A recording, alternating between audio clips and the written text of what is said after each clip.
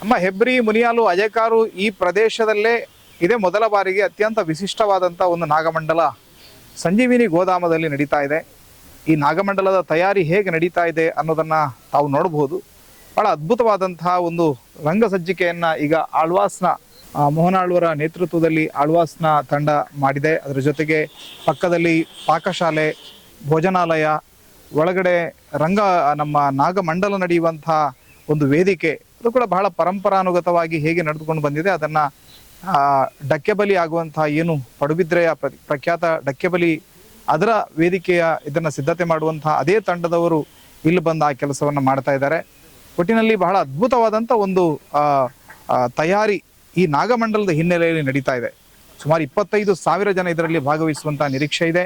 ಇನ್ನು ಉಳಿದಿರುವಂಥದ್ದು 2 ದಿನಗಳು.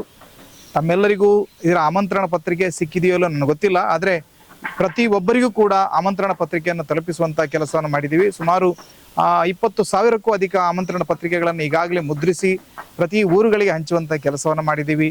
ಎಲ್ಲ ಕಡೆಗಳಲ್ಲಿ ಕೂಡ ಇದರ ಬಗ್ಗೆ ಜಾಹೀರಾತುಗಳು ಕೂಡ ಬರ್ತಾ ಇವೆ. ಒಟ್ಟಿನಲ್ಲಿ ಈ ನಾಗಮಂಡಲ ಅನ್ನುವಂಥದ್ದು ಪರಂಪರೆಯ ಮೂಲ ಪರಂಪರೆ ಏನಿದೆ ಅದರ ನೆಲೆಗಟ್ಟಿನಲ್ಲಿ ಇದು ನಡೀತಾ ಇದೆ. ಅದರ ಜೊತೆಗೆ ಪ್ರಕೃತಿಯನ್ನು ಉಳಿಸುವಂಥ ಮತ್ತು ಪ್ರಕೃತಿಗೆ ಏನಾದರೂ ನಾವು ಕೊಡಬೇಕು ಅನ್ನುವಂಥ ಆಶಯದ ಜೊತೆಗೆ ಇದು ನಡೀತಾ ಇದೆ. ರೈತರಿಗೆ ಪ್ರೋತ್ಸಾಹವನ್ನು ಕೊಡಬೇಕು ಅನ್ನುವಂಥ ನಿಟ್ಟಿನಲ್ಲಿ ರೈತ ಪೀಠ ಪ್ರಶಸ್ತಿಯನ್ನು ಈ ಬಾರಿ ಕೊಡಮಾಡಲಾಗ್ತಾ ಇದೆ. ರೈತರಿಗೆ ಪ್ರೋತ್ಸಾಹವನ್ನು ನೀಡುವಂಥ ನಿಟ್ಟಿನಲ್ಲಿ ಒಂದು 3 ಬಹಳ ವಿದ್ವತ್ಪೂರ್ಣವಾದಂಥ ವಿಚಾರ ಸಂಕಿರಣಗಳು ಕೂಡ ಇಲ್ಲಿ ನಡೀಲಿಕ್ಕಿರುವಂಥದ್ದು.